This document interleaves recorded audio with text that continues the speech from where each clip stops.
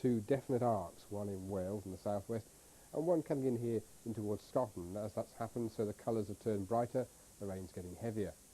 On closer inspection, that in Scotland is coming in as a definite hook.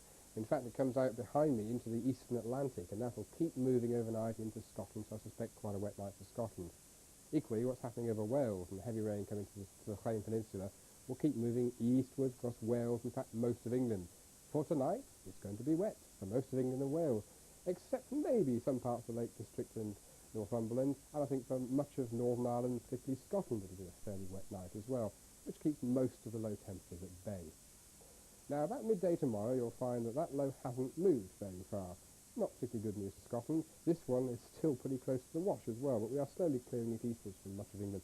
Isobars are still fairly tight though, but the strongest winds will be with us tonight, the next few hours. They're already fairly stiff in Devon and Cornwall.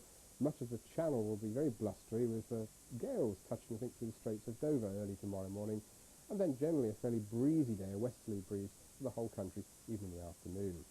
So we start the day then with some probably fairly persistent rain through Northern Ireland, some parts of Scotland, fairly breezy weather, and that rain hanging on through eastern England down through East Anglia.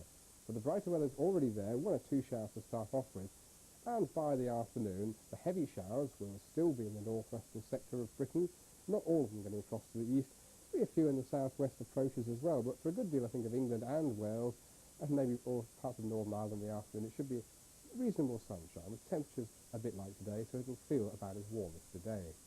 Now looking ahead to Wednesday and probably Thursday, low pressure is still the thing in charge, and the isobars are still fairly tight, so a breezy day. 2 days, in fact, of sunshine and showers, mostly, but not exclusively, in the north and the west.